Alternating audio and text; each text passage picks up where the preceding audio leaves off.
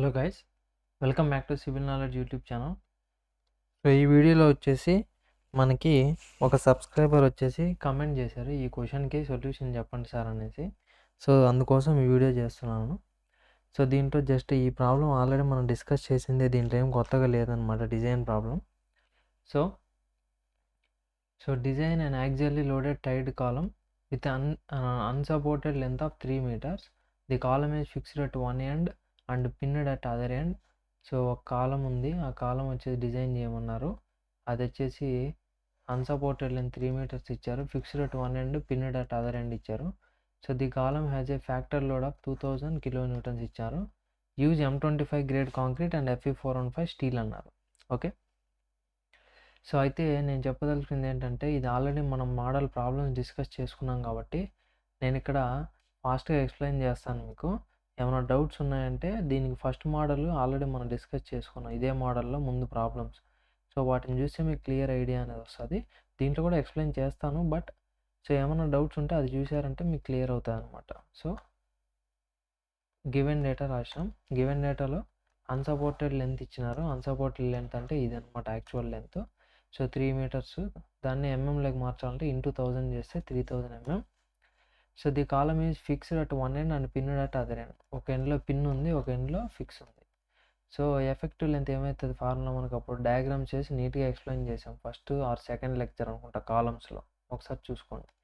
So ఎల్ఈ ఎంత మనకి ఈ విధంగా బెండ్ అవుతుంది కాబట్టి, సో ఈ జీరో బెండింగ్ మూమెంట్ పాయింట్స్ ఇవి, వాటి మధ్యలో ఉండే ఎల్ఈ ఎంత 0.8 into L actual length. So 0.8 into actual length ఎంత 3000 చేస్తే 2400. సో ఎంఎం అనేది వచ్చింది మనకి. Okay, LE effective length. So factor load PU is equal to ఏం ఫార్ములా మనకి 2000, ఫార్ములా కాదు ఇచ్చింది, గివెన్ డేటా 2000 kilonewtons ఇచ్చారు. సో దాన్ని నువ్వు కావాలంటే మన ఎంఎంలో కూడా న్యూటన్స్లో కూడా మార్చుకోవచ్చు. కిలో బదులు 10 cube పెట్టుకోవాలి, into 10 cube. Okay, fck 25 Nm/mm², fy 415 Nm/mm² ఇచ్చారు. సో ఫస్ట్ ఆఫ్ ఆల్ దీన్ని ఏం చేయాలంటే మనం ఇక్కడ assume it as a short column. So ఎందుకంటే మనకి ఏమి ఇలా క్వశ్చన్లో assume it as a short column. So load carrying capacity of short column formula మనకు తెలుసు, 0.45 ఎఫ్ఐఏసి 0.45 ఎఫ్సీకే ఇంటూ ఏసీ. ఇక్కడ mistake. So 0.45 fck into Ac. Next 0.67 fy into Asc. Okay, so దీంట్లో ఇది ఈక్వేషన్ 1 అని అనుకుంటాం. సో ఇప్పుడు మనం ఏం చేయాలంటే ఇక్కడ మనకి కాలంలో minimum maximum percentage of steels తెలుసు. కాలంలో మినిమం పర్సంటేజ్ ఎంత 0.8% ఆఫ్ గ్రాస్ ఏరియా, అలాగే మ్యాక్సిమం ఎంత 6% of gross area according to Indian code. Okay, IS 456/2000 ప్రకారం మినిమం మ్యాక్సిమం స్టీల్ అది. మనం ఏమనుకుంటున్నాం, మినిమంకి మ్యాక్సిమంకి మధ్యలో 1% స్టీల్ అని అజ్యూమ్ చేసుకుంటాం. Okay, so 1% of gross area Ag. So 1% అంటే 1/100, 2% అంటే 2/100. అది మనకు తెలుసు, గుర్తుపెట్టుకోవాలి, ప్రతి వీడియోలో చెప్తున్నాను నేను. ఓకే, సో ఎంత పర్సెంట్ అంటే దాని బై 100 వేసుకోవాలి. సో దేంట్లో అది ఏజీలో 1% కాబట్టి ఇంటూ ఏజీ వేసుకున్నాం. సో 1% అంటే 1/100, 1/100 అంటే 0.01 ఏజీ. ఇది గుర్తుపెట్టుకోవాలి. సో ఏఎస్సి ఎంత వచ్చింది మనకి 0.01 ఏజీ వచ్చింది. Next net area of concrete కావాలా. So net area of concrete కావాలంటే మనం ఆల్రెడీ డిస్కస్ చేసుకున్నాం, ఇది వచ్చేసి గ్రాస్ ఏరియా, ఇది ఇంటూ ఇది వేస్తే వచ్చేది. దీంట్లో ఏముంటాయి మనకి స్టీల్ బార్స్ ఉంటాయి, అది ఏఎస్సి. ఈ స్టీల్ బార్స్ ఏరియా ఏమో ఏఎస్సి. ఇప్పుడు నాకు నెట్ ఏరియా అంటే ఏంటంటే ఈ ఓన్లీ మధ్యలో ఉంది కదా కాంక్రీట్, ఈ మొత్తంలో నుంచి ఈ స్టీల్ బార్స్ తీసేయాలి. అంటే మొత్తం అంటే ఏజీ, దాంట్లో స్టీల్ బార్స్ అంటే ఏఎస్సి తీసేస్తే మనకేమొస్తుంది అంటే ఈ మధ్యలో ఉండే కాంక్రీట్ ఏరియా, అది ఏసీ అనమాట. Ac is equal to Ag minus Asc. So Ac is equal to net area of concrete Ac equal to gross ఏరియాలో నుంచి స్టీల్ బార్స్ ఏరియా తీసేస్తే కాంక్రీట్ ఏరియా వస్తుంది మనకి. సో గ్రాస్ ఏరియా అంటే Ag, steel bars area అంటే ఇదే చూసాం 0.01 AG. So ఇక్కడ ఏం లేదంటే ఏముంటుంది 1 ఉంటుంది. సో ఇది ఏజీనే, ఇది ఏజీనే. సో ఇదేమో 1, ఇదేమో 0.01. 1 మైనస్ 0.01 వచ్చి 0.99 ఏజీ. సో ఇప్పుడు మనం ఈ రెండు ఎత్తుకొని పైన సబ్స్టిట్యూట్ చేస్తాం ఈక్వేషన్ 1లో. ఈక్వేషన్ 1 ఏంటి మనకి 0.45 fck Ac plus 0.67 fy Asc. So Pu వచ్చేసి 2000 కిలో న్యూటన్స్, కిలో బదులు 10 క్యూబ్ పెట్టుకున్నాం. సో 0.45 ఇంటూ ఎఫ్సికే వచ్చేసి 25, ఏసీ వచ్చేసి 0.99 ఏజీ ప్లస్ 0.67 ఎఫ్ఐ అంటే 415, సో ఏఎస్సి అంటే 0.01 ఏజీ. సో ఇక్కడ అన్నీ సబ్స్టిట్యూట్ చేసాం. ఫస్ట్ ఇదంతా క్యాలిక్యులేట్ చేస్తే ఇంటూ 0.45 ఇంటూ 25 ఇంటూ 0.99 చేస్తే 11.1375 వచ్చింది. పక్కన ఏజీ ఉంది కాబట్టి ఏజీ పెట్టుకున్నాం. నెక్స్ట్ 0.67 ఎఫ్ఐ, సో 415 ఇంటూ 0.01 చేస్తే 2.7 వచ్చింది. పక్కన ఏజీ ఉంది కాబట్టి ఏజీ పెట్టుకున్నాం. రెండు ఏజీలే ఇక్కడ కదా. సో రెండు ముందర కోఎఫిషియెంట్స్ని యాడ్ చేసుకోవచ్చు మనం, అంతే కదా. మ్యాథ్స్లో నేర్చుకున్నారు 2x ప్లస్ 3x, దీన్ని యాడ్ చేస్తే 5x వస్తుంది. ఎలా వచ్చింది? ఇది ఎక్సే ఇది ఎక్సే కాబట్టి వాటి ముందర ఉండే ఇవి కోఎఫిషియెంట్స్ అంటాం. వీటిన్నిటిని యాడ్ చేస్తే 5 వచ్చింది. పక్కన ఎక్స్ ఉంది కాబట్టి ఎక్స్ పెట్టింది. సో సేమ్ అదే విధంగా ఇక్కడ కూడా రెండు ఏజీలే ఉన్నాయి కాబట్టి సో రెండు యాడ్ చేసుకుంటాం.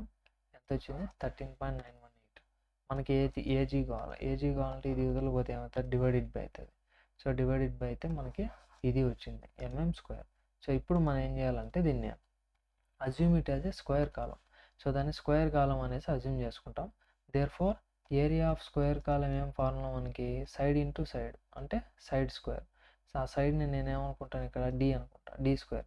సో ఇప్పుడు ఏరియా తెలుసు మనకి ఏజీ, స్క్వేర్ యూతలకు వస్తే రూట్ అవుతుంది. So D is equal to ఏమవుతుంది? రూట్ ఆఫ్ ఏజీ, అదే కదా అయ్యేది. So D is equal to route of Ag. Ag ఇందాక మనం చూసాం ఇక్కడ ఎంత వచ్చింది? 143698.81. సో అది చేస్తే 379 వచ్చింది. దాన్ని నేను 380 అయినా అనుకోవచ్చు, మీరు 319 అయినా అనుకోవచ్చు. నేను ఇక్కడ 400 అని అజ్యూమ్ చేసుకున్నాను. ఓకే, రౌండ్ ఆఫ్ చేసి. సో ఫైనల్ గ్రాస్ ఏరియా మనం కనుక్కోవాలి, ఇంపార్టెంట్ ఇది. ఎందుకంటే మనం ఇప్పుడు కనుక్కునే ఏజీ వేరు, మనం ప్రొవైడ్ చేసింది వేరు, అంతే కదా. మనం కనుక్కునే ఏజీ ఇది, దాని ప్రకారం అయితే ఎంత పెట్టాలి మనం? 379 mm పెట్టాలా సైజు. కానీ మనం ఏం పెడుతున్నాం? 400 పెడుతున్నాం, అంతే కదా. సో 400 పెడుతున్నాం కాబట్టి మళ్ళీ మన ఏజీ అనేది చేంజ్ అవుతుంది. సో ఏజీ గ్రాస్ ఏరియా అంటే సైడ్ ఇంటూ సైడ్, ఇది స్క్వేర్కి సైడ్ ఇంటూ సైడ్. సో ఇదే కదా square, side into side. So 400 into 400 చేస్తే ఏజీ ఎంత వచ్చింది? 16,000 mm స్క్వేర్ వచ్చింది. ఇప్పుడు లాంగిట్యూడినల్ స్టీల్ కనుక్కోవాలి, ASC. So ASC is equal to ఏం ఫార్ములా మనకి? 0.01 ఏజీ. సో 0.01 ఇంటూ ఏజీ, ఇది ఆల్రెడీ మనం ఇంతకుముందు కనుక్కున్నాం ఇక్కడ, అంతే కదా. ఏఎస్సి అంటే సో ఇక్కడ ఏముంది? 0.01 ఏజీ కదా. సో 0.01 ఏజీ, ఏజీ అంటే ఇక్కడ 16,000. సో ఏఎస్సి ఎంత వచ్చింది? 1600 mm స్క్వేర్. ఇప్పుడు అజ్యూమ్ 16 mm డయాబార్స్, 16 mm డయాబార్స్ అజ్యూమ్ చేసుకుంటాం మనం ఇక్కడ. సో స్మాల్ ఏఎస్సి అంటే ఒక 16 mm బార్ యొక్క ఏరియా. సో 16 mm బార్ అని సర్క్యులర్ షేప్ కాబట్టి దాని ఏరియా πd²/4, డయామీటర్ అంతా 16 కాబట్టి π16²/4 చేస్తే 201.06 mm స్క్వేర్ వచ్చింది. అది ఒక బార్ యొక్క ఏరియా. అట్లా ఎన్ని బార్స్ కావాలి అంటే ఇది ఎంత ఉందో దాన్ని డివైడెడ్ బై ఒక బార్ ఏరియా వేస్తే ఎన్ని బార్స్ కావాలో వస్తుంది. So capital AST by small AST. Capital AST అంటే 1600, స్మాల్ ఏఎస్టీ అంటే 201 చేస్తే 7.95 వచ్చింది. సో దాన్ని మనం 8 నెంబర్స్గా తీసుకుంటున్నాం.